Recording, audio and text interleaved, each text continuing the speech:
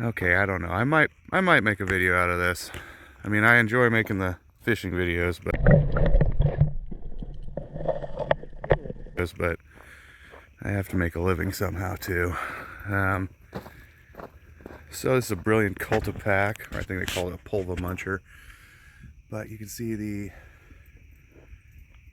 actual axle there's busted in half. It's got the spindles. It's on both sides. It's one piece. And so I gotta remove that. I've got the new parts sitting in the truck, new tires and lugs, and hopefully this doesn't take too long.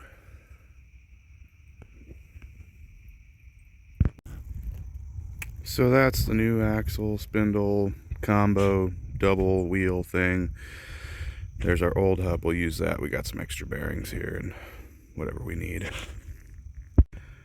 Okay, so I removed the hub and I took a cut-off wheel, an electric grinder, and you can see I just went all the way around. You can see that clean seam, and I just ground it all down flat and tried to angle a little bit into the frame.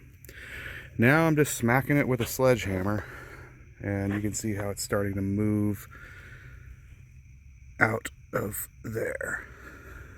Eventually it'll get loose and I can just hammer it out.